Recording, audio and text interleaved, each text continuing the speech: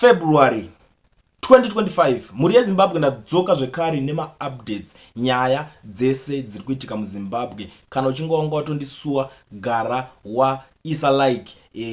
Welcome back pa channel yedu yatinokupakurirai nhau dzese dzakasiyana dzinenge dzichiitika, channel yevanhu. So nhasi ndine nyaya dzakati one day kudai so asi nyaya iri kutenderera ma streets yandasangana nayo. Vamwe vari kuti zvoni team mafeed dynasty, vamwe vari kuti team rekwa Mnangagwa vari kutrya by all means kunyengerera kuti vakwanise kusangana na Geza. Pozo ndinozoti zvinhu zviri kuitika ndezvekuti zuro ndizuro vakabuda panapa vachibudisa vachidhisha mari yasvika 150,000 maprovince avari kutenderera vachipa mari. Kutopa mari chaiko kuti tikukupa 150,000 ma veteran vachiyana. I don't know ndo yanozonzi ma $200 each kana kuti zvinozonyatsofambiswa sei, but that's the current situation iri kuitika. Saka zvinhu izvozvo ndakazvitarisa zvakafanana nekusejusa Geza. So boss Geza ndiye akatanga kanyaya chiti aiwa azviite izvozvo, ari kuisa matsotsi anenge ari surround him what.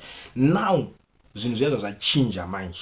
Vakupa mamwe ma veteran because nyaya yakatangwa naGeza. Mamwe ma veteran vakada kunoidairira manje panenge paakunetsa. Saka mamwe ma veteran ndo vakuzonzi vakuvakirwa dzimba dzakambobuda muchiseka zuro ndizuro paiva muchiti vari kuvakirwa zvimba zvinenge zvikwere. Vamwe vari kuningirina vari kuramba vachingotenderera vachingodaro so vachingoenda vakadai so. Kana uchingotondiona panapa unoziva kuti nyaya dzidzi dzekutamba isusu tinongogara takazara nenyaya. Kana uchiziva kuti iwewe unodeedzera kuti pasi neZANU-PF, tanga nekulike this video right now kuitira kuti vaboyikane nyaya dzandinadzo panapa dzakawanda. Saka dangodziti gaga ndo vandangoningirikina mobva magara mukuziva zvinhu zvese zvinenge zvichiitika muma streets umo kuitira kuti mungogara mangoziva zvinhu zviripo. Pane nyaya Sengezo Chabangu muchinda uyu akanga ari ku Citizen Coalition for Change, vamwe muti imposter, vamwe muti interim secretary general of the party Citizen Coalition for Change yavakahijaga yaya zvakakonzeresa kuti Advocate Nelson Chamisa varamwe that political party. So nyaya iyoyo iri papo yakabuda ichinzi zvoni Sengezo Chabangu, the self-styled triple C interim general, is in a spot of bother fearing imminent recall from Parliament after his exemption from triple C. He approached the High Court seeking order barring the speaker from effecting recall. Nyaya iripo vanga vatoti vakutonze vakutomudzinga iye semunhu ane mbiri uno ndo chibaba chemarikosi iye ndiye angakudzimpo. But tiri papo tisingapedze nguwa pakazongobudikira nyaya pati unozoti zvinenge zvapatuka. That's why munoti nyaya dzakaita sedzidza kuti mhanye kungobudisa ndio tanga taona taneta nawo ma politician because politics is a dirty game ka. Unotongonza zodai kuti muone zvekutaura ndo zvavari ma politicians. That's why most of the times tinongotarisa also tongoti ndo zvamaitana because pamune madenhana tese potongoti ndo zvamaitana. Because honestly speaking ko zvinezvi vanhu muZimbabwe akusina kana munhu ane basa nezvepolitics zviya especially zvevanhu vari kuzvita veopposition. Kusofa hapana opposition party muZimbabwe kana kuti ngatonongedzerwa opposition yacho yepende papi unozoti ana Shabangu wangu ya cycle Shabangu chikukuzva munhu wese zibhemba ndo vamirira zvakaita. So nyaya pa pangonzi Judge President Mary Zimba Dube today hosted lawyers for a case management of Sengezo Chabangu's agent application seeking a declarator that his triple C expulsion was null and void. Triple C undertook not to recall him from Parliament before matter finalized. The judge has set March 13 for hearing. Musi wa 13 March ndo pachadzoka nyaya yaSengezo Chabangu vakuda kunzwisisa kuti chii chiri kuitika. Bozi vanhu triple C vanga vatoti sinze muchinda wari kutamba achizomba vachinja unongoziva kuti nyaya yacho ka kune kungotangawo musindo zvimwe zviya kuti sinze vari kungobuda vachingomuchinja angunzi saka ngasasadai vakati simba rakuendapo.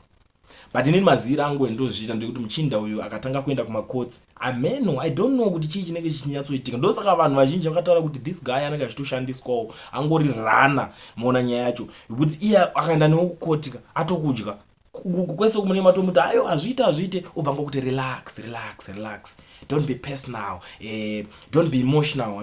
Don't be emotional. atopedza munosangana kukoti unosvika kukoti bo chero une mafacts akaita seune chi unongoreka utongonzi right ndo mamirira zvakaita ende anenge aine mabest lawyers most expensive lawyers in Zimbabwe. Saka zvekuti umuite zvacho unotoshaya kuti even malawyers anodhura kudaro anomabhadhara nei. Ndo zvinhu zvinenge zvichiitika. So muri Zimbabwe ndo maupdates andinawo panapa andangoti ndikogara ndakakubatira mozoti inini and wasted time. Ndosaka mchinge mato ndikuona kudai so dinyaya yemetizhin ndindatoya ndinoweka nyaya kunge mates. So kana uchinge wasvika panapa first time yako is very important ugare wasubscriber wojoina this family because panapa zvakuda kunakidza manje. Zvamanje handisi kungokusiyai makadaro. Da kusiyai muchiteerera something this audio. Mozondiudzawo zvamuri kufunga kana muchinge mapedza kuteerera in the comment section. Masikati akanaka vanhu veZimbabwe. Haiwa masikati akanaka. Ini ndakateererawo maaudio anyoka yemabhunu kubva achitanga nemavideos comrade Bombshell Geza ndakateerera ndakanzwa. Chinhu chiri kundishamisa pana nyoka yemabhunu ndechekuti sei nyoka yemabhunu ari kuuya nekuimposa a leader on us. He is imposing a leader on us instead of saying the same thing zvakangotaurwa na comrade Bombshell Geza kuti ngatibvisei Mnangagwa. Chatiri kuda kubvisa Mnangagwa, hatisi kuda hatisi kuti kana tabvisa Mnangagwa toisa mumwe munhu. Hapana munhu arikuda kunzi aiswa apa, asi kuti ngatibvi. Nyoka yemabhunu akatadza neiko kungotaura kuti ngatibvisei Mnangagwa. Kana tabvisa Mnangagwa then toisa a transitional authority yekuti ilide until mareforms aitwa. Mareforms aambotora 6 months kuitwa. We have got very bright and brilliant people vari muZimbabwe imomo, vari mugovernment nevasiri mugovernment. Kwete kuta kuti ZANU-PF itaure zvokuti itipe mumwe munhu futi. Nyoka yemabhunu muZANU-PF anotipa mumwe munhu pakudii? Munhu akarejectwa, Chiwenga akarejectwa nevanhu neZANU-PF. Isu hatisi kuda kuti Mnangagwa angoende chete. We want ZANU-PF to go. Ndo pane nyaya ipapa tokuti munhu awazotanga kutitaurira kuti aiwa kana tabvisa nhingi ngatiise gudo guru.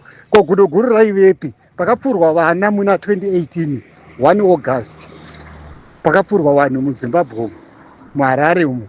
Gudo guru raivepi? Rakanga risipo. Pakatorwa 15 billion muna 2015. Gudo guru ranga riri kupi? Ranga risimo munyika. Mnangagwa angasipo here ipapo? Hana kunongedzwa here kunzi Mnangagwa aripo panhingi pakubiwa kwemari dzisidzo zvese zvaiitika muZimbabwe zvese, kureva kwevanhu kudii? Mnangagwa hana kunongedzwa here? Nhasi ndo pazvozinyanya kudii? Ndawa Mnangagwa atadza kumupa chimuti manje.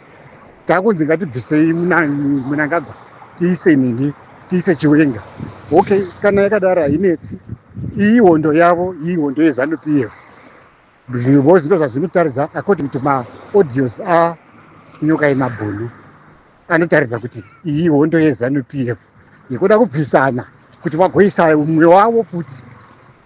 Nyoka yemabhunu akangodi kungotaurira vanhu kuti no, isusu mobilize vanhu usina munhu wakunovaisira pamberi, wotsigira woisa mumwe munhu pamberi penyika yese. Isi tatambudzwa neZANU-PF, tiri kutambudzwa neZANU-PF nhasi uno. Iye Chiwenga chaichaya still remember imwe rally yaitotaura kuti Murambwi ndizvo, Shumba Murambwi ndizvozvo, tinavo pamberi nati Shumba Murambwi hativabvise. Nhasi azoda kumubvisa nenhau yei? Ende arikuda kuiswa nenhau yei? Nenhau yekuti vanyimana zvigaro. No, kana iri nyaya yekudaro ngatisiyanei nazvo. Vana veZimbabwe ngavasiyanei nazvo, ngavatatsurane vega muzanu mavo imomo. Imbosplitawo sezvavaimboitisa MDC. Zvakaita MDC vozoita CCC vachipatsanura CCC vachishandisa vanhu vavaitenga. Nhasi ngavataputsurane vari vega ikoko, ngavabayane vega. Then kana vazobayana vapedza kubayana topindawo isi sevana veZimbabwe.